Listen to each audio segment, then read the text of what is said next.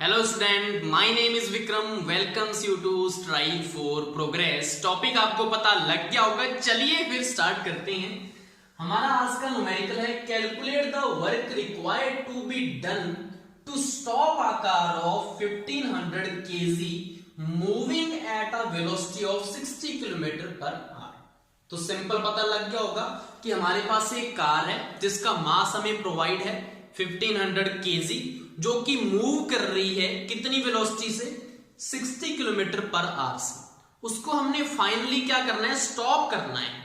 अगर किसी भी ऑब्जेक्ट को हम स्टॉप करना चाहते हैं, रेस्ट पोजीशन पे लाना चाहते हैं, तो हमें क्या करना पड़ेगा, वर्क करना पड़ेगा। तो वही वर्क हमें फाइंड करना है कि हमें कितना वर्क करना पड़ेगा। ठीक है, ये वाला हमारा न्यूमेरिकल था। तो मैं एक सिंपल सा डायग्राम बनाऊंगा कार का, या ऐसा करते हैं इसको सर्कल बना देते हैं। तो हंसना मत कि ये हमारी कोई कार थोड़ी है सर।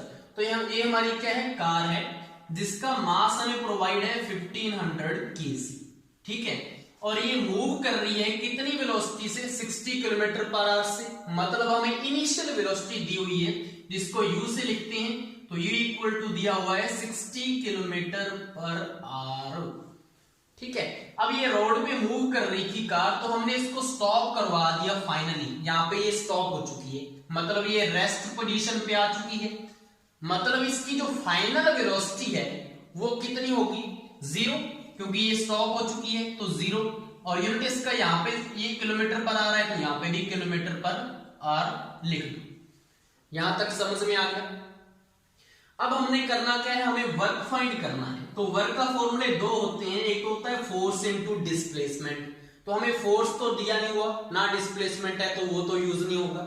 लेकिन अगर किसी भी न्यूमेरिकल में आपको वेलोसिटी में चेंज पता हो, तो हम इससे क्या फाइंड कर सकते हैं, काइनेटिक एनर्जी में चेंज। और वर्क डन क्या होता है, इक्वल होता है चेंज इन काइनेटिक एनर्जी। ठीक है, तो हमारा दूसरा जो फॉर्मूला है वो यहां पे यूज होगा, चेंज इन काइनेटिक एनर्जी। ये वाला फॉर्मूला हमें यहां पे यूज करना है, क्योंकि हमें वेलोसिटी में चेंज दिया हुआ है कि पहले इतनी थी बाद में इतनी होगी।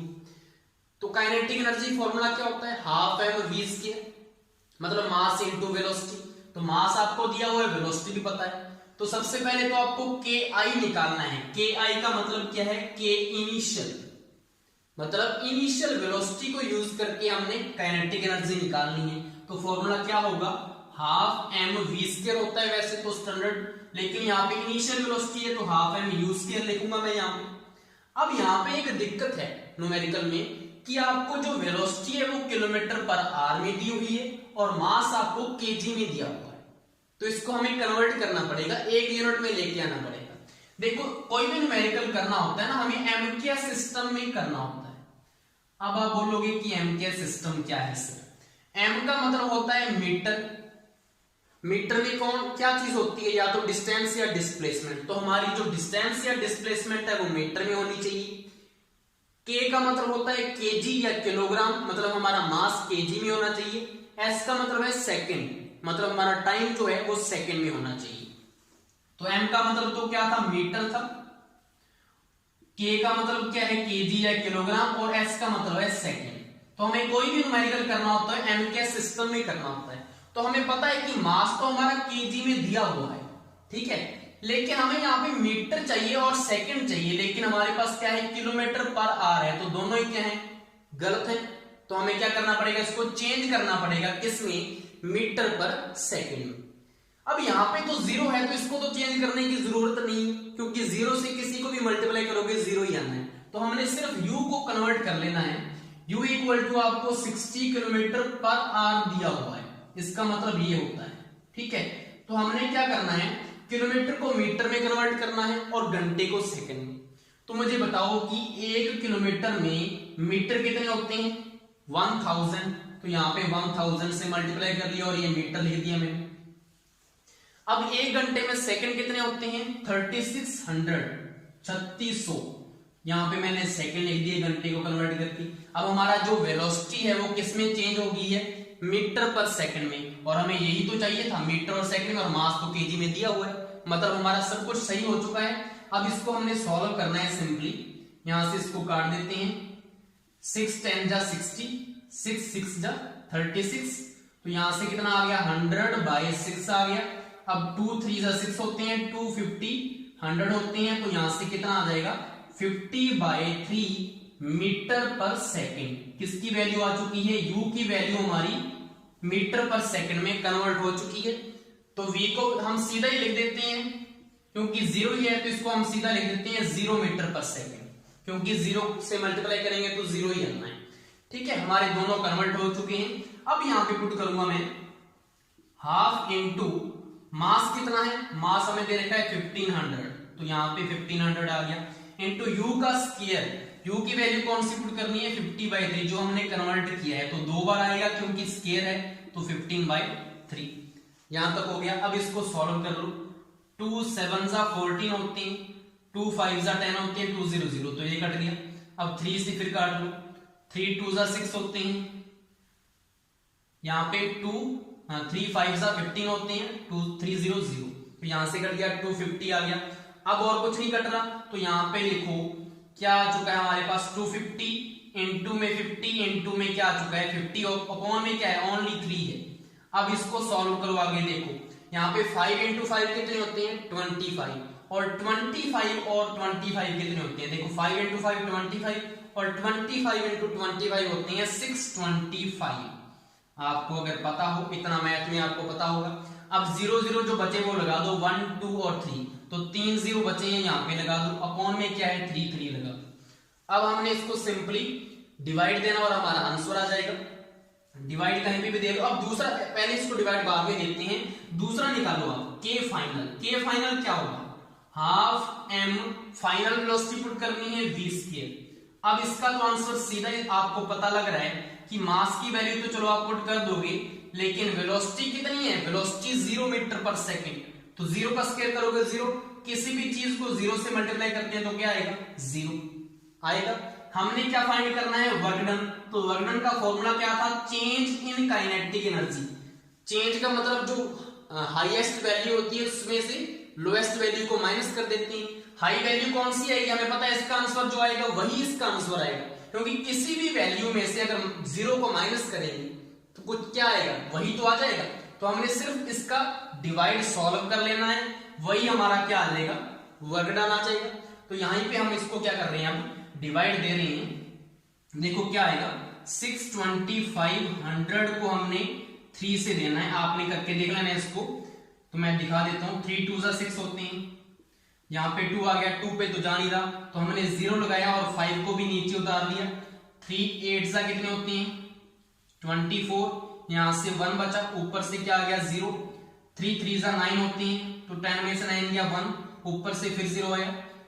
3 3 जा फिर 9 होते हैं, तो यहाँ पे फिर 1 आ गया। अब पॉइंट लगाएंगे फिर 0, ऐसे करके 3 3 जा फिर 9 आएगा, फिर 1 आएगा, ऐसे करके चलता जाएगा। तो हमारा आंसर कितना आ चुका है, हमारा जो वर्क डन है वो आ चुका है, देखो के इनिशियल माइनस क्या हो जाएगा के फाइनल। तो के इनिशियल की वैल्यू कितनी है 2833.3, और फाइनल की वैल्यू कितनी है, के एफ की वैल्यू तो 0 हो चुकी थी यहाँ पे, तो यहाँ पे माइनस का 0 करोगे तो आंसर वही आना है जो हमने इनिशियली फाइंड किया है। ये हमारा क्या आ गया, आंसर आ गया। और वर्क किस में होता है, जूल में होता है, तो जे लगा दिया। तो ये हमारा क्या आ गया, वर्क डन आ गया, और यही आपके न्यूमेरिकल का क्या है, आंसर है। नेक्स्ट हमारा न्यूमेरिकल है, in each of the following a force F is acting on an object of mass m। ये हमारे पास ऑब्जेक्ट है जिसका मास क्या दिया हुआ है, m दिया हुआ है, और इसके ऊपर क्या लग रहा है, फोर्स लग रहा है, capital F। The direction of displacement is from west to east shown by the longer arrow। जो आपको लॉन्गर एरो, देखो ये लॉन्गर है ये शॉर्टर है, जो लॉन्गर एरो है वो आपको क्या बता रहा है, डिस्प्लेसमेंट की direction. Observe the diagrams carefully and state whether the work done by the force is negative, positive और 0। तो हमें वर्क डन फाइंड करना है कि किस में 0 होगा, किस में पॉजिटिव होगा और किस में नेगेटिव होगा। तो न्यूमेरिकल करने से पहले आपको 3 चीजें पता होनी चाहिए, जो आपको पता होगी शायद, कि cos 90 डिग्री की वैल्यू होती है हमारे पास 0, नहीं तो मैथ वाले सर से भी पूछ लेना, वो भी यही बताएंगे, यही होती है। कोस 0 डिग्री की वैल्यू होती है 1 और कोस 180 डिग्री की वैल्यू होती है -1। ये तीन आपको वैल्यूज पता होनी चाहिए और आपका न्यूमेरिकल हो चुका है। कैसे? आपको क्या फाइंड करना है? वर्क। और वर्क का फॉर्मूला क्या होता है? फोर्स इनटू डिस्प्लेसमेंट और साथ में कोस कंपोनेंट आता है, तो कोस थीटा एंगल। ठीक है, अब हमने फोर्स और डिस्प्लेसमेंट में एंगल फाइंड करना है, कौन सा बनेगा? वही हमारा थीटा होगा और उसकी यहां पे वैल्यू पुट करेंगे और हमें पता लग जाएगा कि किसमें 0 आ रहा है वर्क, किसमें पॉजिटिव और किसमें नेगेटिव। तो मुझे ये बताओ, फर्स्ट जो डायग्राम है इसमें फोर्स तो किस साइड लग रहा है? ऊपर की तरफ, और जो लॉन्गर एरो है वो हमें क्या बताएगा? डिस्प्लेसमेंट। तो मतलब यहाँ पे ये क्या है? डिस्प्लेसमेंट है। तो दोनों के बीच में कौन सा एंगल बन रहा है? अगर मैं इसको नीचे तक ले आऊं और यहां से इसको ऐसे कर दूं, तो मुझे बताओ ये वाला एंगल कौन सा बन रहा है? 90 डिग्री एंगल आपको बन रहा दिख रहा होगा, यहाँ पे 90 डिग्री एंगल बन रहा है। तो मुझे बताओ इस वाले केस में वर्क की वैल्यू कितनी होगी? F इंटू में डिस्प्लेसमेंट इंटू में कोस थीटा की वैल्यू कितनी है? 90 डिग्री। तो मैंने पहले आपको क्या बताया था कि कोस 90 आपको पता होना चाहिए क्या होता है? 0। तो यहाँ पे कोस 90 की वैल्यू अगर मैं 0 पुट करूंगा तो Fs इंटू में क्या आ जाएगा? 0। 0 को किसी के साथ भी मल्टीप्लाई करते हो तो क्या आएगा? वर्क 0 ही आएगा ना। तो यहाँ पे 0 वाला केस कौन सा है? फर्स्ट डायग्राम में वर्क हमारा क्या होगा? 0 होगा। तो ये तो हमें पता लग गया किसमें है। अब जो दूसरा डायग्राम है इसको हमने ऑब्जर्व करना है केयरफुली। देखो फोर्स तो ये रहा, लॉन्गर एरो क्या बताता है? डिस्प्लेसमेंट। तो डिस्प्लेसमेंट ये है। अब दोनों के बीच में एंगल कितना बन रहा है? देखो डिस्प्लेसमेंट वाली लाइन भी यही है और फोर्स वाली लाइन भी यही है कि अगर मैं इसको ऐसे ही आगे बढ़ा लेता हूं तो दोनों की लाइन तो सेम ही, मतलब दोनों में जो एंगल बन रहा है वो कितना बन रहा है? एंगल कोई बन ही नहीं रहा ना दोनों में। मतलब एक अगर ये लाइन किसकी है? डिस्प्लेसमेंट की है, इसकी ऊपर ही क्या है? फोर्स है। तो दोनों में क्या एंगल बन रहा है? दोनों में कुछ एंगल ही नहीं बन रहा। तो दोनों में एंगल क्या है? 0 है। तो यहां पे वर्क इज इक्वल टू क्या आएगा? एफ एस कोस थीटा की वैल्यू कितनी है? 0 एंगल बन रहा है। तो मुझे बताओ, जो मैंने ऊपर लिखा था आपका कि कोस 0 डिग्री की वैल्यू आपको पता होनी चाहिए कितनी होती है? 1। तो यहाँ पे इनटू में क्या आएगा? 1 आएगा। तो यहाँ पे वर्क क्या आ गया हमारा? एफ एस आ गया। यहाँ पे कोई पॉजिटिव आ रहा है क्या या नेगेटिव आ रहा है? नेगेटिव तो यहाँ पे आ नहीं रहा ना, 0 आ रहा है। तो हमारा जो वर्क है वो किस में आ चुका है? वर्क हमारा आ चुका है पॉजिटिव। तो हमारा इसमें इस वाले केस में क्या होगा? वर्क डन पॉजिटिव होगा। पॉजिटिव भी आ चुका है। लास्ट जो हमारा केस है इसमें हमने क्या देखना है कि फोर्स तो ये है लेकिन डिस्प्लेसमेंट लॉन्गर एरो ये वाला है। अब दोनों के बीच में एंगल कौन सा बन रहा है? देखो ये तो इस साइड जा रहा था और उसी साइड फोर्स था, तो मैंने इसको आपको ऐसे दिखाया था। अब यहां पे क्या है कि फोर्स तो क्या है? इस साइड और डिस्प्लेसमेंट इस साइड है। अब दोनों में एंगल क्या बनेगा? अब ये वाला एंगल बनेगा। कि कौन सा एंगल बनेगा दोनों के बीच में? अब ये वाला जो एंगल होगा वो इसमें क्या होगा? दोनों में थीटा एंगल होगा। दोनों में बताओ ये वाला एंगल कौन सा होता है? आपने डी वगैरह देखा होगा, तो कौन सा एंगल होगा? 180 डिग्री। ये वाला एंगल कौन सा बन रहा है? 180 डिग्री, क्योंकि इसमें डायरेक्शन इसमें दोनों सेम थी, एक लाइन के ऊपर ही लाइन थी और दोनों सेम डायरेक्शन में, तो 0 एंगल। लेकिन ये अपोजिट डायरेक्शन में है, तो एंगल टोटल यहां से लेकर यहां तक जाएगा, कितना बनेगा? 180 डिग्री। तो यहाँ पे वर्क इज इक्वल टू क्या आएगा? वर्क इज इक्वल टू होता है force into displacement into cos theta. Theta की वैल्यू कितनी है? 180 डिग्री। तो यहाँ पे कोस 180 डिग्री आएगा। अब मुझे बताओ कोस 180 की वैल्यू में कितनी होती है? -1। तो W इक्वल टू क्या आ जाएगा? माइनस को आगे लिख देते हैं और एफ एस। अब मुझे बताओ वर्क क्या आ रहा है? पॉजिटिव या नेगेटिव?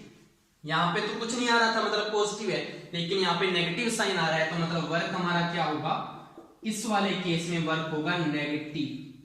तो आपको तीनों का पता लग गया, तीनों डायग्राम्स में किसमें 0 है, किसमें पॉजिटिव और किसमें नेगेटिव है। नेक्स्ट हमारा न्यूमेरिकल है, find the energy in kilowatt hour consumed in 10 hours bye 4 devices of power 500 what each. तो न्यूमेरिकल क्या बोल रहा है कि अगर हमारे घर में 4 इलेक्ट्रिकल अप्लायंसेस हैं और प्रत्येक की जो पावर है वो 500 वॉट है और हमने इसको 10 घंटे तक चला के रखा चारों को, तो हमें ये फाइंड करना है कि उसने कितनी एनर्जी कंज्यूम कर ली। ठीक है, और जो भी हमने फाइंड करना है वो किस में फाइंड करना है, किलोवाट आवर में। तो इसका सिंपली आपको फॉर्मूला पता होना चाहिए। पहले तो एनर्जी कंज्यूम का फॉर्मूला होता है क्या, कोई बताएगा? एनर्जी कंज्यूम होता है पावर, और पावर आपकी किस में होनी चाहिए, पावर आपकी होनी चाहिए वॉट में। ठीक है, इनटू में टाइम, और टाइम आपका किस में होना चाहिए, घंटों में या आवर्स में।